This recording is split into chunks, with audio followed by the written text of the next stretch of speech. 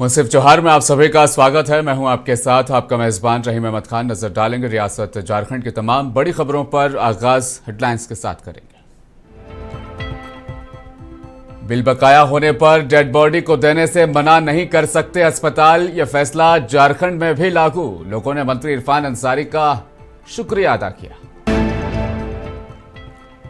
मोदी जी ने समर्थन हमसे लिया और ट्रंप के कहने पर सीजफायर का फैसला लिया। जेएमएम प्रवक्ता मनोज पांडे और कांग्रेस के पूर्व अध्यक्ष राजेश ठाकुर ने सरकार पर साधा निशान। नजर आई डीजीपी अनुराग गुप्ता से बाबूलाल मरांडी की जाती बैर। बोले 10 दिनों से खाली है डीजीपी का पद।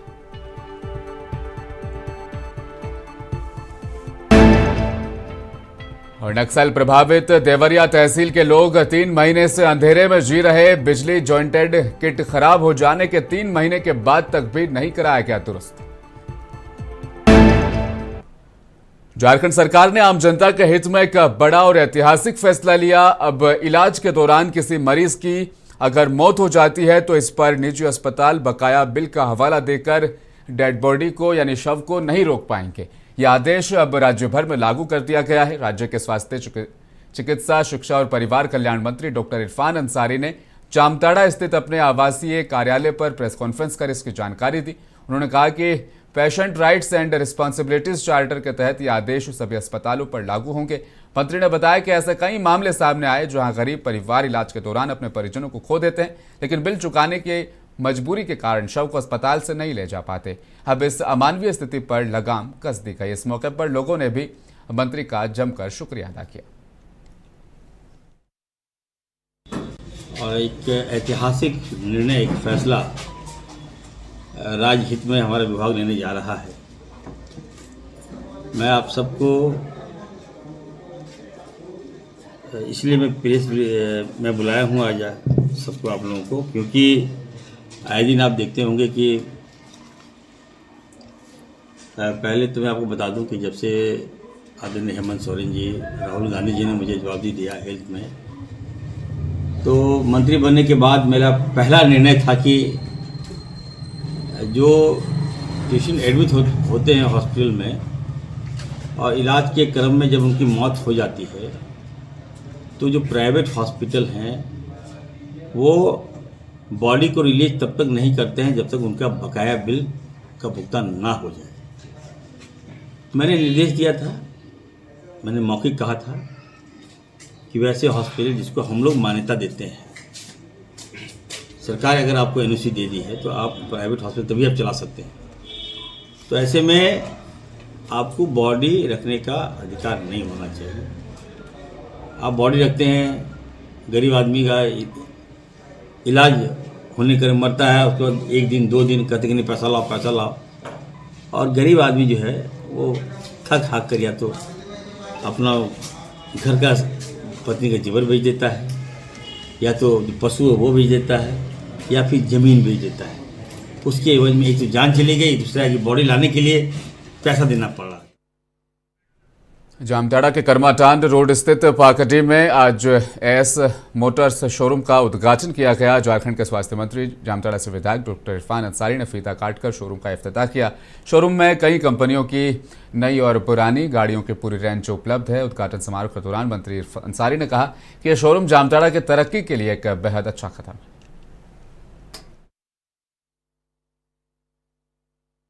है। एस मोटर्स का शोरूम का ओपनिंग किया हूँ मैं, और बहुत बड़ी बात है जामताड़ा में शोरूम खोलना। और हम ये कह सकते हैं कि हमारा बढ़ता जामताड़ा में एक बड़ा कदम है ये। मैं अपनी ओर से बधाई दूंगा यहाँ के जो ऑनर हैं आरिफ साहब का, कि एक बड़ा व्यवसाय इन्होंने खोला है। निश्चित तौर पर मैं कहूँगा कि गाड़ियों का आदान प्रदान इसी शोरूम से होगा। हम लोगों से भी अपील करेंगे कि आप झारखंड कांग्रेस के पूर्व अध्यक्ष राजेश ठाकुर ने सीजफायर पर रद्दअमल जाहिर करते हुए कहा, हम ठगे गए हैं। हमने और पूरे विपक्ष ने सरकार को समर्थन दिया कि हम सरकार के साथ हैं, लेकिन सरकार तो अमेरिका से पूछकर सीजफायर करती है। ये शर्मनाक है। उन्होंने इंदिरा गांधी को भी इस मौके पर खूब याद किया।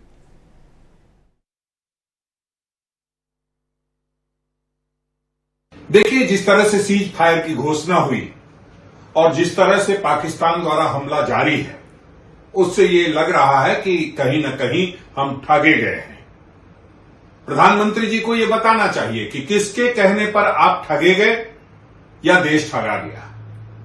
प्रधानमंत्री जी को हमने पूरी छूट दी थी कि इंदिरा जी की तरह आप पाकिस्तान को घुटना टेकवा दीजिए, और इसलिए कांग्रेस के राष्ट्रीय अध्यक्ष मल्लिकार्जुन खड़गे जी ने और राहुल गांधी जी ने स्पष्ट शब्दों में कहा था कि देश आपके साथ खड़ा है, कांग्रेस पार्टी आपके साथ खड़ी है, आप पाकिस्तान को घुटने टेकने पर मजबूर कर दीजिए। लेकिन हमारा फैसला अमेरिका बनेगा।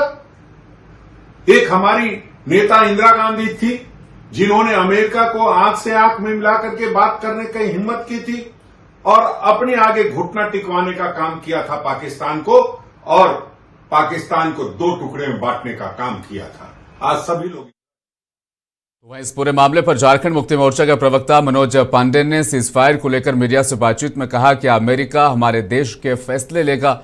उन्होंने कहा 1971 में जैसे इंदिरा गांधी ने दो टुकड़े किए, कठोर फैसले लेते हुए अगर इस बार भी कड़े फैसले लिए जाते तो कराची से लेकर लाहौर तक हमारे कब्जे में होता। उन्होंने सीजफायर क्यों किया, इसकी जानकारी संसद का विशेष सत्र बुलाकर देश को देनी चाहिए।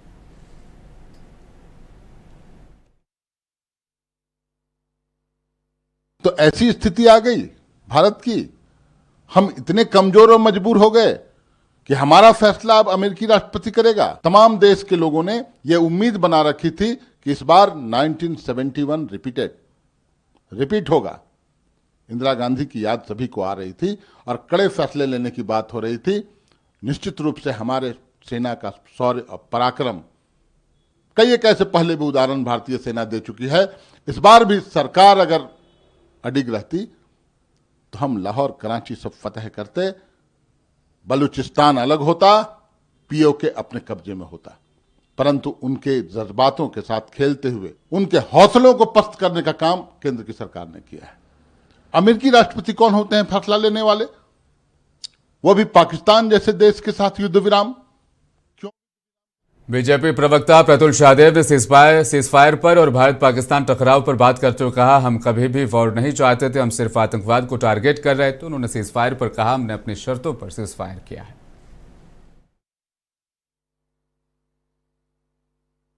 और नौसेना के जो जवान हैं उन्होंने सिद्ध कर दिया कि साहब आतंकवाद के खिलाफ हमारी जीरो टॉलरेंस की पॉलिसी है। हमारा जो लिमिटेड ऑब्जेक्टिव था कि ये मैसेज देना कि आतंकवादियों को ही नहीं, आतंकवादियों को प्रश्रय देने वालों को भी हम होश ठिकाने लगा देंगे, वो हमने किया। हमने 9 बड़े ठिकानों पे उनके 7 बड़े आतंकवादियों के कमांडर्स को न्यूट्रलाइज कर दिया। और वॉर तो एस्केलेट हम कभी करना चाहते नहीं थे, हम तो जो प्रोपोर्शनेट रिस्पॉन्स था वही कर रहे थे पाकिस्तान को। लेकिन हमने दिखा दिया साहब, वैश्विक स्तर पे हमने लोहा मनवा दिया कि भारत अब वो भारत नहीं है जो सर काट कर ले जाते थे हमारे सैनिकों का।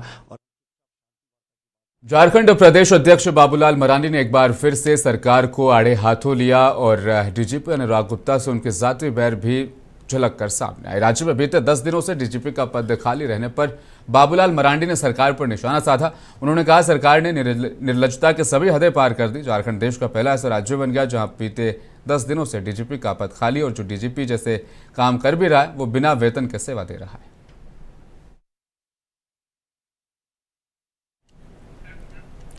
लोहरदगा जिले के किस्को प्रखंड क्षेत्र अंतर्गत नक्सल प्रभावित देवदरिया तहसील क्षेत्र के दर्जनों बस्ती में लगभग 3 महीने से बिजली व्यवस्था पूरी तरह से चौपट है। यहां पर बिजली जॉइंटेड किट खराब हो जाने से देवदरिया और जोबांग थाना और मसूरिया खाड़ पुलिस पिकेट अंधेरे के घेरे में है। बिजली व्यवस्था चरमरा जाने से स्कूली बच्चों की पढ़ाई भी अब मुतासिर हुई है।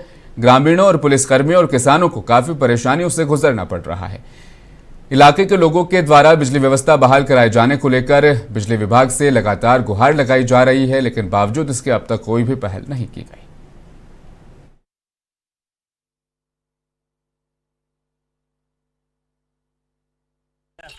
पढ़ाई लिखाई बच्चा लोग के नहीं अथी बन रहा है पढ़ने के लिए।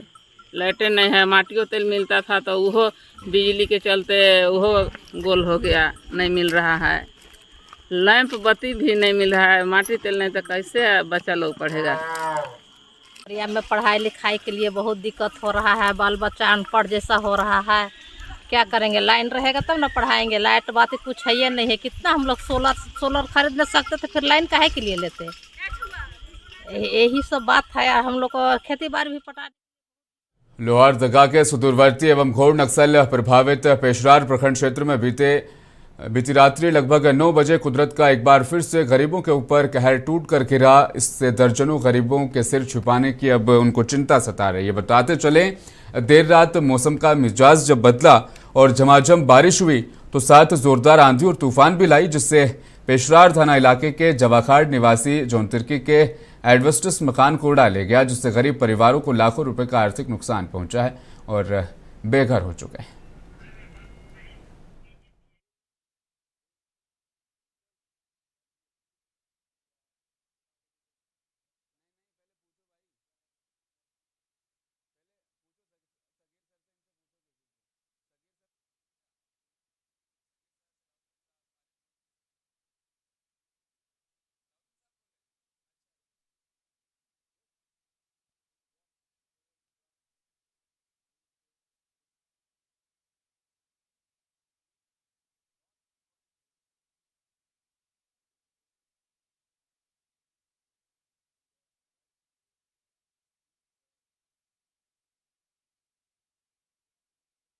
सीमा पर जिस तरीके से पिछले दिनों तनाव चला, ऑपरेशन सिंदूर किस परिस्थितियों में अब है और सीजफायर को लेकर तमाम बातचीत सेना प्रेस कॉन्फ्रेंस के जरिए से रख रही, क्या कुछ कह रहे हैं कि भारती सुनाते हैं आपको।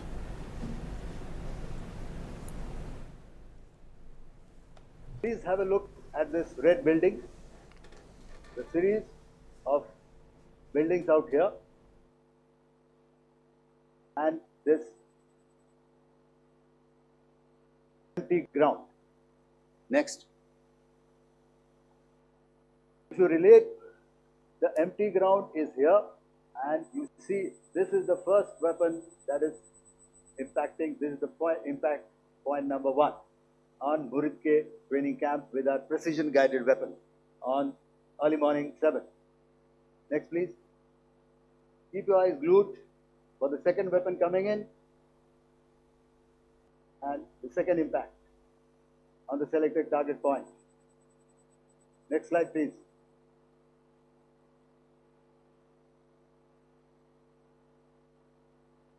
Third weapon, third impact. Continue. Fourth weapon, fourth impact. So through these targeted and precision targeting, we addressed the target at Muridke, which was the training infrastructure. Can you hear me? All right. Okay, I'll come closer to the mic. Now we go to the next target, which is the Bhavalpur training camp. Next slide, please. Okay, just wait. So the effect, if you see, the impact point, if I can point out, this is the impact point. The ammunition has gone through the roof and it has created a blast inside, the photographs of which you would have, all of you would have seen. And the red building, after that there was this double-story building. It has been completely decimated by precision targeting. Next please. The target system which was in the north, a series of buildings. I will show you how it looked. Next. Completely destroyed by our precision targeting. Next. Now coming to Bhavalpur, this is the target complex that we are dealing with, a fairly large target complex. So we had to carefully choose the points that we needed to address, which were high value and which would meet our stated objectives of eliminating the terrorists. I would like to draw your attention to this red canopy, and in relation to that, I would cover the targets. One target system is a series of buildings here, other one here, and other one out here. Next slide, please. This is how it looked before, and this is how the building looked after the impact of the weapon, and orientation in relation to this red canopy you can see here. Next please. Before, next. and after. Roofs have completely collapsed. Next. This is the target system. Next. Precision targeting, and we have achieved our objectives here. Next. All right. So that was what we did on the 7th. Our objective was to address these two terrorist camps, and that we did with precision. And thereafter, we maintained a robust air defense posture, because remember, our objective was to target the terrorists and terrorist infrastructure, not any other infrastructure, not the Pakistani military, not the Pakistani any other infrastructure. So that is what we have maintained on the 7th of May. However, what we saw in the evening of 7th of May, we were saturated with a raid of Pakistani unmanned aerial vehicles and small drones. And these came in waves in our civilian areas, over our military installations, and all of them were successfully intercepted. Few of them did manage to land. However, there was not much damage that they did. And we have our robust counter-US hard kill and soft kill systems which did the job. However, the difference here was that we had targeted the terrorists. The adversary now has targeted our civilians and the military infrastructure. So it had to be responded to. So in a quick and calibrated response, that very night, we struck their radar installations at Lahore and close to Gujranwala, the LYT installation, to indicate to him that we are ready, yet we do not want to escalate. Our fight was with the terrorists and not with the Pakistani military establishment. Thank you. Thank you, Air Marshal Bharti. So, ladies and gentlemen, he's outlined operations not only on the night of 6th and 7th of May, when Operation Sindoor commenced, but also on the subsequent night. Being well aware and familiar with the congenital and impulsive nature of our adversary, and even though we did attempt to reach out and communicate our compulsions to strike at the heart of terror to my counterpart in the immediate wake of Operation Sindoor, the request was brusquely turned down, with an intimation that a severe response was inevitable and in the offing. We were, of course, prepared. Operations on the 7th and the 8th, Air Marshal Bharti spoken about. On the night of 8th and 9th of May, they flew drones and aircrafts into our airspace all across the borders and made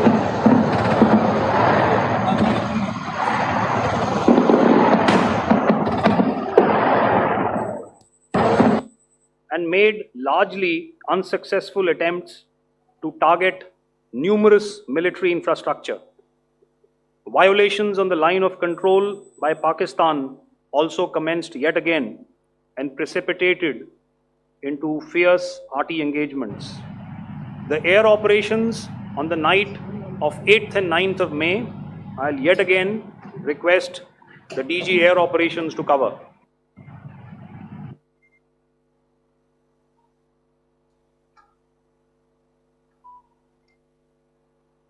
I just covered what happened on the night of 7th and 8th. We found that on the night of 8th and 9th, starting as early as 22:30 hours, our cities had a mass raid of drones, unmanned aerial vehicles, UCAVs, starting right from Srinagar, going down right up to Nalia. It was a mass raid in waves and it was relentless.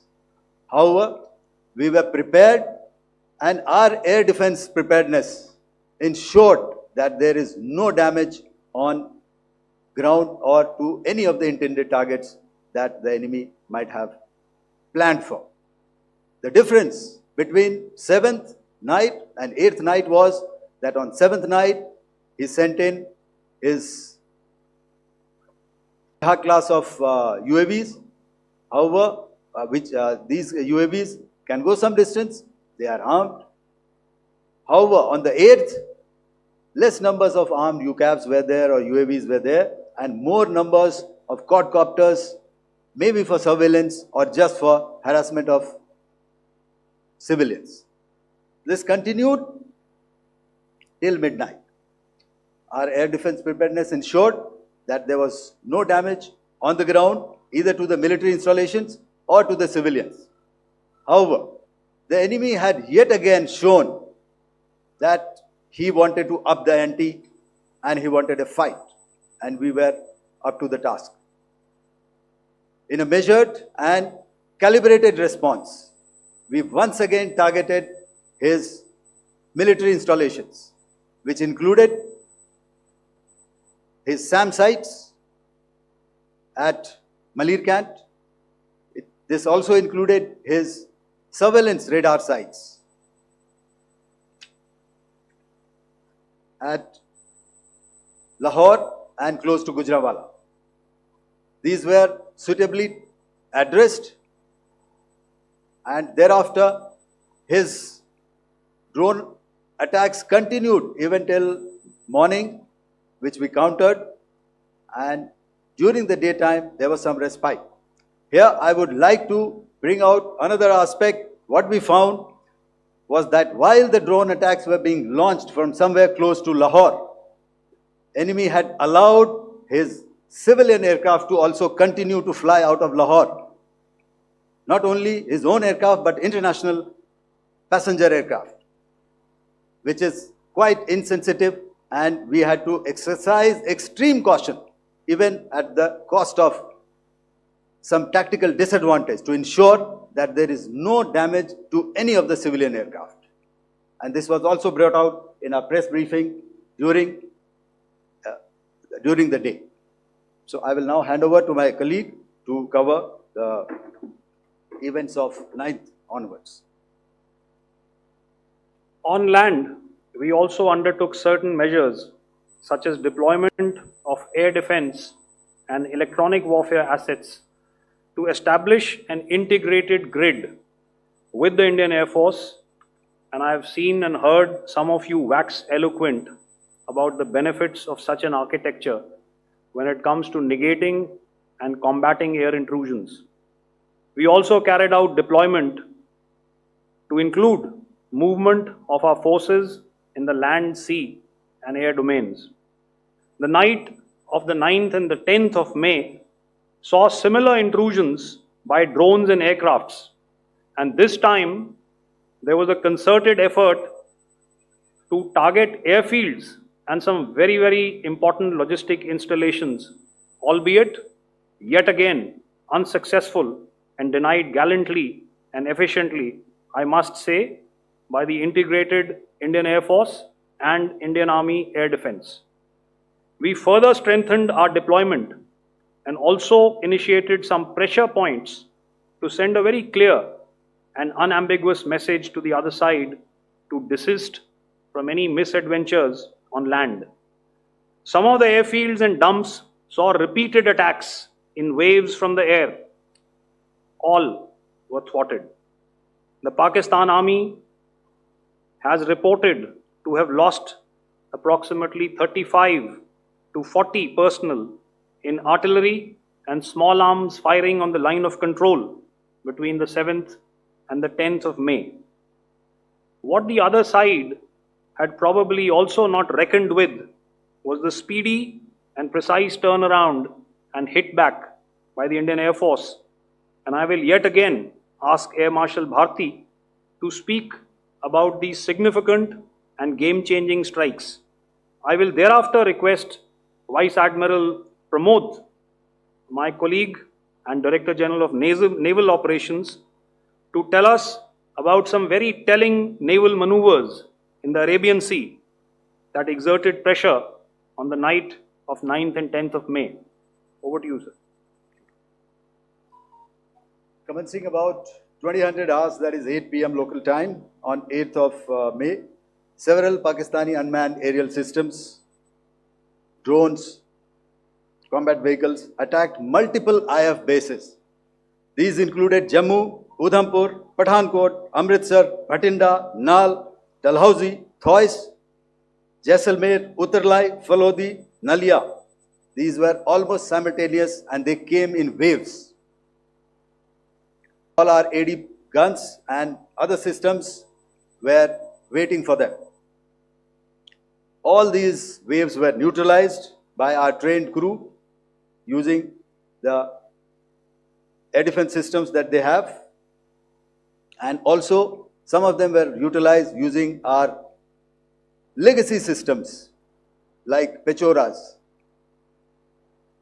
and IF Summer, which we have recently acquired, and some were neutralized by the Garud snipers. There was no damage on ground from these incursions and these mass raids, if I could call them, from the Pakistani side. However, following these relentless attacks on our air bases, on our forward positions, and on our civilian targets, this was time to convey some message to our adversaries. And therefore, a decision was taken to strike where it would hurt. And towards that, in a swift, coordinated, calibrated attack, we stuck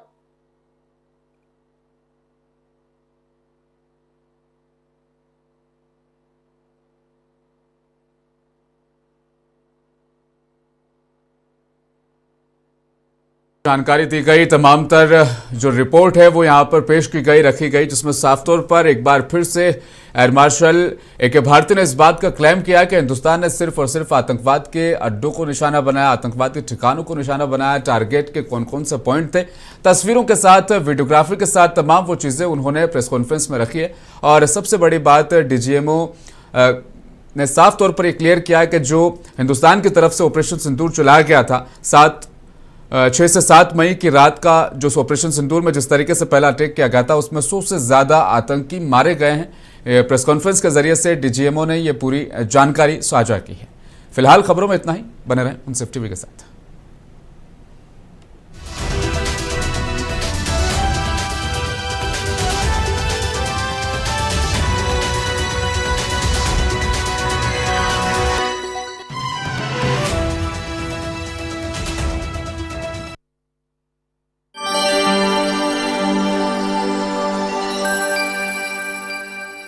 सुबह की शुरुआत के साथ ही तेज हो जाती है सियासी हलचल। कहीं एहतजाज, कहीं हंगामा, तो कहीं इल्जाम तराशियां। अपना शान हैदराबाद शहर, हम जिम्मेदारी लेंगे, कोई किसी को तकलीफ नहीं आने देंगे हैदराबाद शहर में। ఎవడైనా సరే ఆడబిడ్డల పట్ల అసభ్యంగా వాళ్ళు దెబ్బతీసే విధంగా మాట్లాడితే క్యారెక్టర్ ముసల్మానों की आवाज तेलंगाना में थी, है और रहेगी।